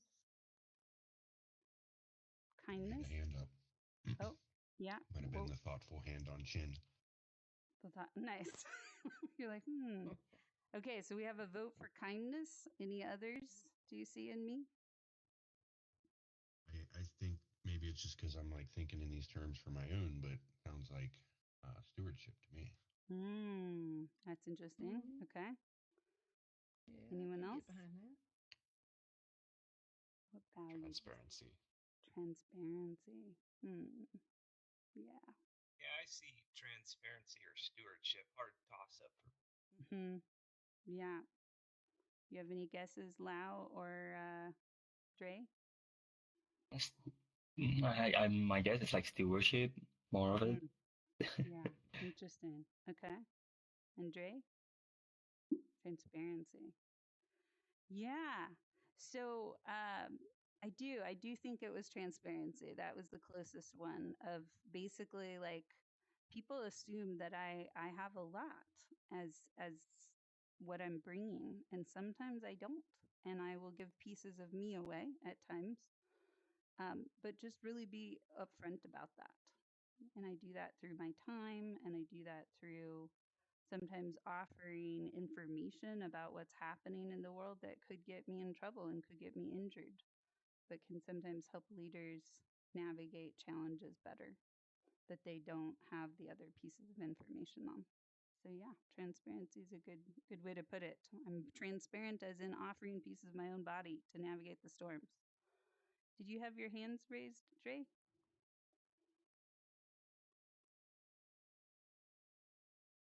Are you talking? You might be on mute. Oh, was a green. Ah, thank you. Yeah. Okay. Who wants to go next? And again, don't tell us what value you are. Just tell us the story. What happened to BridgeMakers and how did you get through it? Wait, I thought we were assigned our values already. Yes, but not everybody remembers it. So just try to tell the story of the value without saying the name. And we'll see if we remember what it was. Yeah. All right. Who wants to go next? I have mine ready to go. So, okay, George. Unfortunately, one member crashed out towards the end of our last World Hop event. You know, it was kind of a nice hangout, and it was kind of sad they weren't able to log in near the end. But I noticed that they rejoined before I logged off, so I sent the invite request to them and met up with them because I really wanted to get a picture of them and ask them if they wanted to be green screened into it. It's kind of a weird idea, but it just felt like the right thing to do because of how much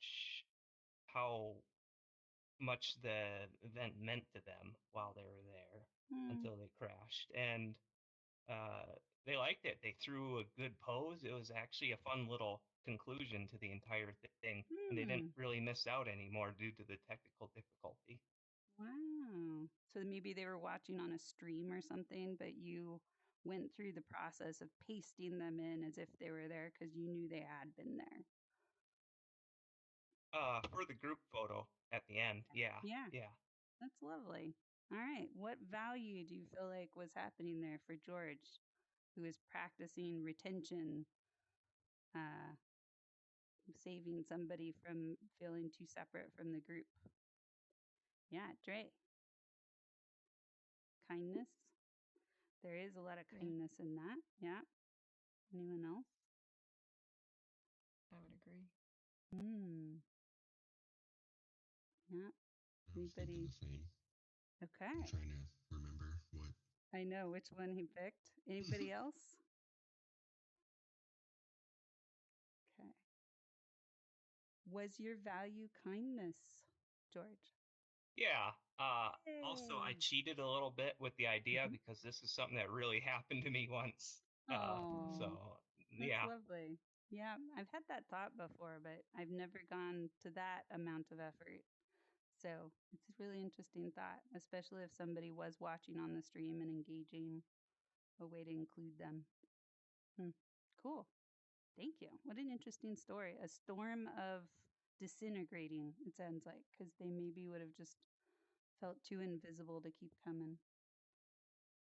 Okay, who else wants to go? I'll go because I don't like not being a clown for too long. But maybe I don't know if Lau is letting me use this, or Katie, but I know you have Hea. This is my go-to avatar for pulling out a fireplace. Which KT, I apologize. The avatar's Quest compatible, but this feature is not. I've placed a campfire place right here. Yeah. So, you know, it's a nice little fireplace. It's got dynamic lighting and sound and everything. But it is kind of symbolic to me of kind of holding space. You know, I think doing similar to George here, and pretty much just, you know, it's a hypothetical situation, but it's happened for me in many forms where, you know, I will just kind of be there, be around. Somebody comes in, disruptive, whether they're looking for attention or looking to actually target somebody, and just kind of swerve in that, just being the whole, like the Heya doesn't speak meme very well, but the Black Panther, like, we don't do that here. Just kind of as an unspoken, showing folks that, that.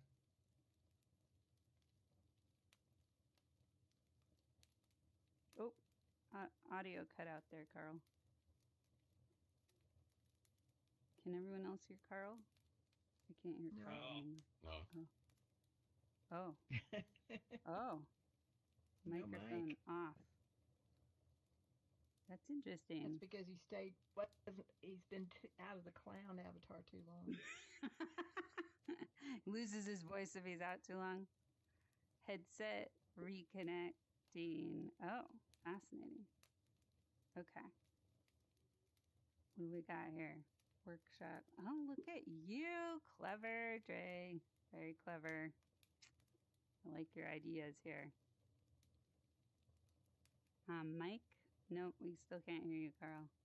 I think you gave us so the storm that Carl's talking about is a troll. A troll comes into the space and they're being disruptive. And Carl says, we don't do that here. What value is Carl embodying?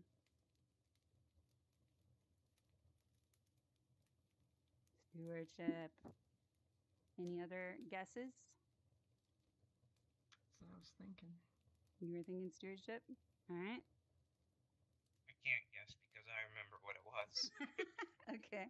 I couldn't guess if I tried. Also, if I hit my head on no, I'm not going to do that. So that's something really interesting to notice. I also remember Carl's, and I think that part of what Carl embodies is stewardship as a human being. We remember what he says. He's got this really deep voice. He's kind of chilled out, but he wears a clown avatar, which is a little bit of a paradox, right? And so there's an attention grab to that, but also like he's often the groundskeeper to some degree of BridgeMakers. He just is at events. He shows up, he holds space, and he can jump in if there's glitches for facilitators or whatever. So yeah, definitely. And what an interesting example that the storm can sometimes be embodied by just one person. And if somebody else was there, what did we identify as the opposite of stewardship? I'm trying to remember.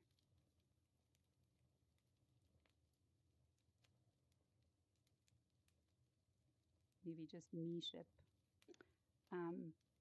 Somebody else could slam that really hard, right? Of being like, get out of here, you're going to be blocked. We know you're not supposed to be doing that. And what happens is then we start to grow this reputation as BridgeMakers of we are not inclusive. We're not bridging for everybody.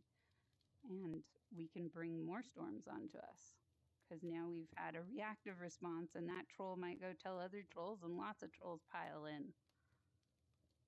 So stewardship is the tending and the holding space. Absolutely. Thank you, Carl. Who else? Okay. I have a voice now. You're back. Oh, yay! Yay. You didn't turn into a pumpkin because you're not a clown. Thank you, Carl, for sharing your piece. KT, your turn. Yeah, and thank you very much for closing up my thoughts. Of course. You learn to dance that way. All right, KT. Oh, it's better. Well, the story I had was of a person in the group who had an idea that was a little wild, but somebody else said, hey, that would be really good if we put this kind of structure on it and added these kind of features to it. And somebody else said, yeah, I think this is a great idea. I'll go out and build a set for it, a world for it. And then somebody else said, I'll go out and tell everybody that you're doing this so we'll bring more people in. I love this. So what was the storm part to your story? They're building something. There's other people coming in and adding more things. How does the storm happen? Other people said that's a stupid idea. It's half thought. ill-formed, Mm-hmm. and somebody else went over and talked to other people in the group and said, this person does not know what they're doing. Let's not Mm-hmm. get involved in it. Somebody else went and told people outside the group, don't come here because they have stupid ideas. That's happened. So, yes, we've been there. And how does your avatar embody a value for this piece of growing things and putting it out there and getting new people involved? It's something that can fly up a spiral. So maybe your avatar, there are no stupid ideas, only unwilling ones. Yeah. So that's a really good way to put it, is like, an idea might be half an idea, but if it's not put out, the rest of the idea can never be found. And so your avatar is both a bunny rabbit and a angel form, where you're like, we can jump and we can fly. We can rise off of half ideas and make a full idea together by going on spiral cycles. I like the cueing of that. So what value is KT embodying? Iteration. Yes, very good. Well done, KT.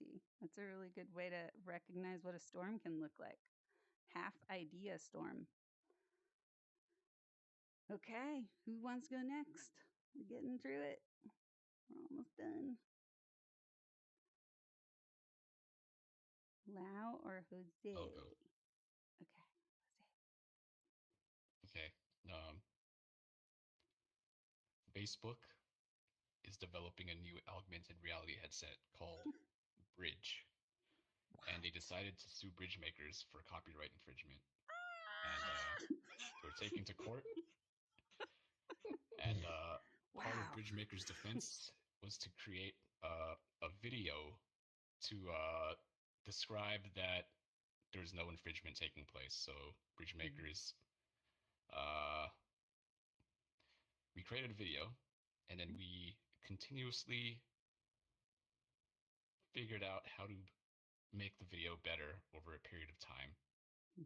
And then we won in court, and then we countersued them, and then got some money. Oh, nice. Damn. I gotta give you some emojis for that. That is from the voice of Jose Meta's mouth. May it be true. Wow, that is quite a story, Jose. I forgot that we were talking about values. I was on the edge of my seat. So you are a tire.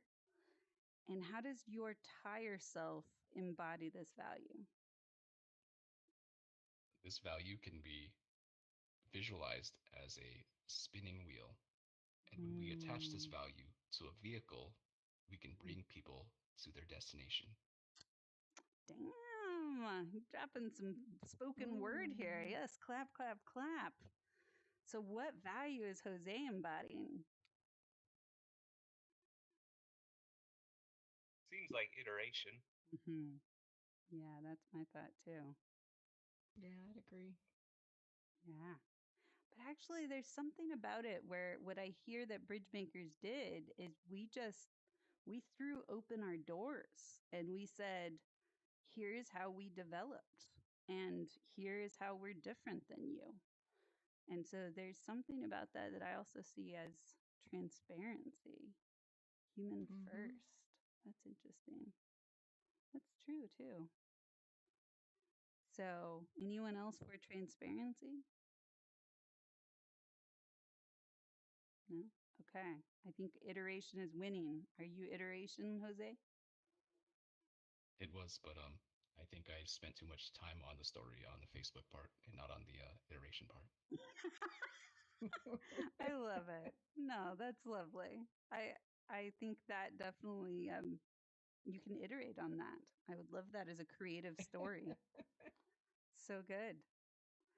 And also narrating that story as a tire, there's just something so like delicious about that. Being like the tire speaks. So good. Okay. So who else? We got Lau and Dre. Did you go? I don't remember if you went. I don't think you have. Okay. Dre is. Oh, hold on. Wow, Dre typed and took a photo. This is interesting. This feels like a value in itself. I am the cat between stars, born from a whisper between galaxies. I hold the knowledge of collapsing suns and the silence of creation. Planets bend to my purr, and time pauses when I blink. But with all this power, I don't conquer. I curl beside dying stars to keep them company. I guide lost travelers, not with commands, but with a nudge and a soft glow. I could be anything. Mic drop, Mr. Transparent Universe Cat. Holy shit. What did you write here? I don't even understand. That is quite the story. Can I have that? Will you send that to me? That just is like so beautiful. What value? BridgeMakers Poet Laureate. I know, seriously. Keep those coming, Dre. What the heck? With all this power I don't conquer, I curl beside dying stars to keep them company. I literally want to start crying. It's so pretty. Woof. What value is that?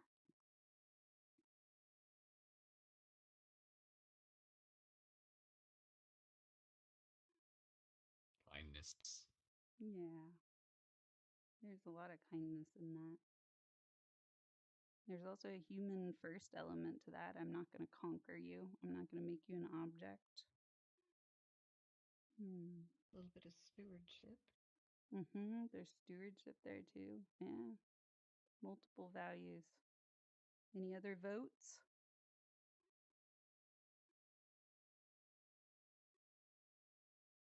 Yeah, I'm going to double down on my kindness piece. Is it kindness? That's lovely. It's kind of sombering. Such a beautiful story. If anyone else wants to read it, gave me goosebumps. Oof, didn't expect that. Gotta recover. Goodness. Who are you, Dre? Got some interesting composition going on in your galactic catness. Goodness. Yeah, so lovely. And for the sake of the event, I'm going to keep this going, but I just kind of just want to revel in that. It's so is the essence of what I believe about BridgeMakers. So, way to name it. Maybe Dre would allow it's posted in the Yeah, Discord? no, I'm really in awe of that. I don't know where you got it, or did you just compose that for this exercise? And this Click the avatar? save thing. Wow. Save the picture. Yeah, please. Boop. Thank you. Huh. Sometimes things get born out of these events that I just never visioned. Power without substance is meaningless. Yeah, exactly. Kindness makes it true. Woo. Okay, Lau, finish us off here. Oh my god. This How to is follow quite up after that? nervous because I am really not good. Yeah, exactly. And I'm not You're really good in fine. imagination and It's okay. storytelling. So, Tell us about your avatar. okay. I am a mimicry of the organization team in BridgeMakers. One day, Llama decided to not be active, and the whole helper team actually got silenced. People are in chaos, and a lot of people questioned me what is happening in our group, in our community. I cannot speak up for them. They are my power. I can control them, but it seems like it is no way to control them evermore. One day, somehow, Llama came back with words. they slowly clear the fogs. With the power I have, the staff team slowly reveals what is happening. The team got really ugly side. We all have our concerns. Lama said, we are pretty ugly in management, in organization, and we decided to shut down ourselves. We let our power down, you guys. But we will change it in future. As soon as I say that, the power came back to me, and I'm back in charge. Ooh. What are you all becoming soothsayers? What is this prophecy? My goodness. What value is this? So a fog came over, we became a cruel or mean team together. We lost our power, and then Lama came back and we found our words again. What value is that?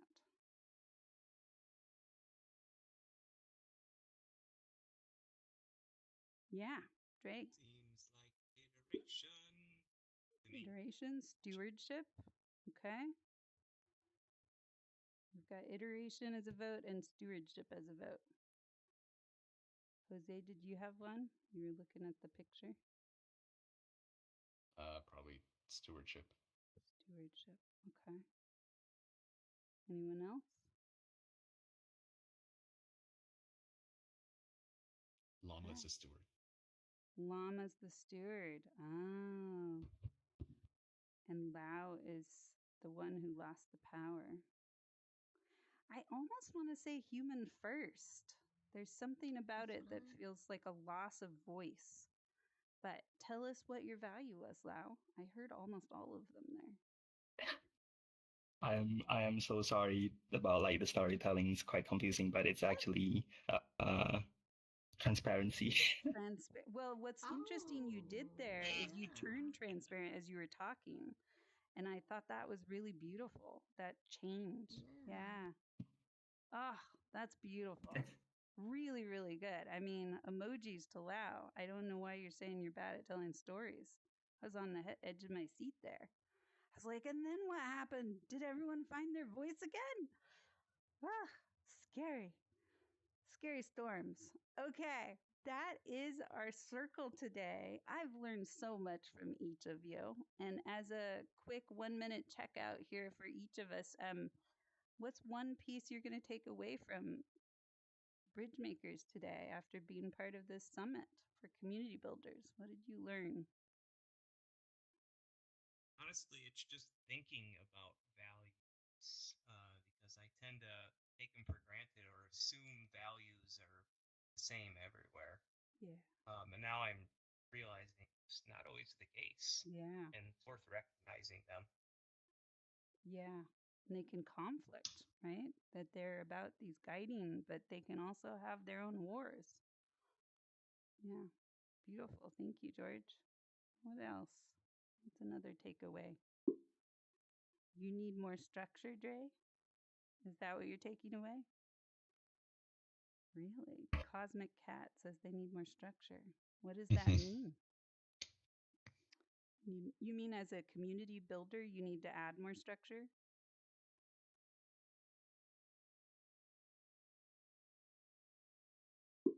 Yes and no. Yeah. That'll be a really interesting conversation, what that means. Sometimes people come to BridgeMakers events and they're like, oh, I need more flow. I don't want the structure of a bridge. Ugh. I just want to be the piece flying down the river. And sometimes people come and they say, oh, I don't have any structure. I need more structure. So that's a good takeaway. It can be a mix. All right. Who else? Oh, George has another piece. Yes, George. I'm sorry to steal more airtime, but I noticed a lot of these values and ideas here have a sort of paradox or balancing act to them. Yeah. Just something I noticed. Yeah, so that's a really good one.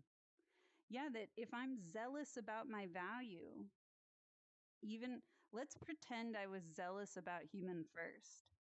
What I might do is tell you, get out of your headset right now. Go, go, go. I might see your headset as the anti human first and try to push you into physical reality. So, understanding that like human shows up through this technology, it's just different here.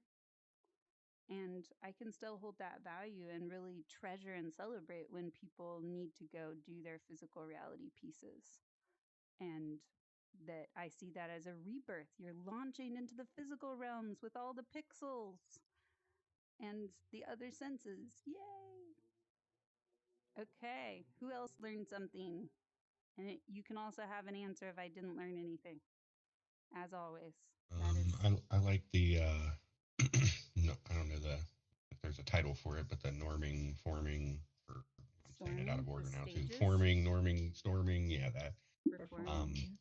It I felt that spark when Drag brought it up the other day, and then I was glad to see it brought up again here because without that repeat thing, I probably would have just been like, neat, and never thought about it again. So. Yeah. The those stages definitely are kind of like little stars in the sky that help me stay anchored in my in the Yeah, ups you and perked up downs. so much when Drag named that the other day, and when I saw the slide there, I messaged him like, Nice. He scored. the Yeah, thing you so brought up. what you can do is in any group moment ask yourself what stage is happening right now. And you'll be way more likely to embrace the shift in stages when you're recognizing it through those lenses because it's just like a gear in a car. We need all four stages happening repeatedly to be a group. So yeah, beautiful. All right, Jose or KT? KT, you're raising your hand. A group is made up of the people and what they bring to the group. So what I've learned is there's some pretty awesome people bringing some pretty awesome stuff to the group. Lovely. So true. Yeah. The avatars bring it out of people. Wow. And we got some dancing going on here. Love it. All right. Lau, do you have any takeaways on what you learned? Wow, a lot actually. Like I just realized a lot of community have like almost every community has a phase that is like a new concept for me.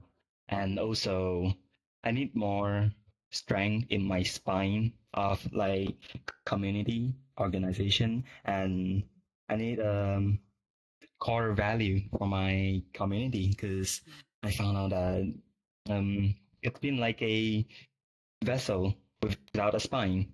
It's been like a tree without the starch. It is really loosened up, and I do need one value. Lovely, lovely. And start with one value and let your group storm on that. And then add another value. And you can actually look at how the group storms and find new values and start to vote.